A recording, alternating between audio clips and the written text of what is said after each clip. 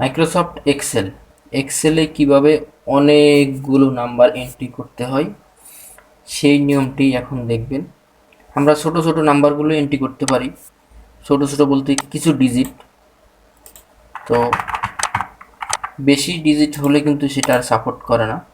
যেমন ধরুন এখানে আমি অনেকগুলো ডিজিট দিব, আমার নাম্বারগুলো থাকবে না, নাম্বার থাকে না। তো সেক্ষেত্রে এর বেশি সংখ্যার জন্য, আনলিমিটেড সংখ্যার জন্য, শত কোটি সংখ্যা হলেও যাতে টাইপ করা যায় সেই নিয়মটি এখন শিখবেন। তো দেখুন এখন আপনি যতবারই নাম্বার এন্ট্রি করতে যাবেন নাম্বারগুলো এরকম হয়ে যাবে।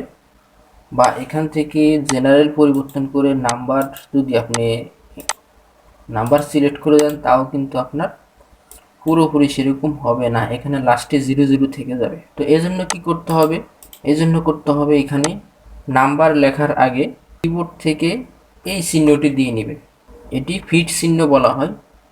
এই চিহ্নটি আপনার কিবোর্ডে, ল্যাপটপ এবং ডেস্কটপ সব ধরনের কিবোর্ডে আছে। দেখুন এই বাটনটিতে আছে, এটি এমনিতে চাপ দিলে হবে, কিছুই করতে হবে না, শিফট ধরা লাগবে না, নর্মালি চাপ দিলেই, নর্মালে এটি প্রেস করলেই, শিফট ধরতে হবে না, কিছু ধরতে হবে না, এটা এমনিই নর্মালি প্রেস করলেই চলে আসবে এই চিহ্নটি। এই চিহ্নটি দেওয়ার পর এটিকে ফিট চিহ্ন বলা হয়। তারপর এখানে আপনি আনলিমিটেড আপনার নাম্বার এন্ট্রি করবেন।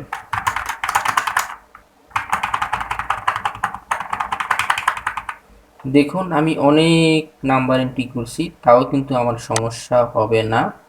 এখন এখানে সবুজ কালারের একটি চিহ্ন আছে, দেখুন এই চিহ্নটি যদি আপনি বাদ দিতে চান তাহলে এই যে এখানে ইরোর চিহ্ন দেখতেছেন, ইরোর চিহ্নের এখানে এই বিন্দুর উপরে ক্লিক করবেন বা কম্বো বক্সের উপরে ক্লিক করবেন, এখান থেকে ইগনোর ইরোর এটি ক্লিক করলেই কিন্তু আপনার নাম্বারটি এন্ট্রি করা। ইগনোর ক্লিক করার সাথে সাথে ওই অপশনটি চলে যাবে, মেসেজটি চলে যাবে। আর যদি আপনি রাখতে চান তাও অসুবিধা নেই, ওই চিহ্নটি রাখতে পারবেন। আমি এখন আবার টাইপ করছি,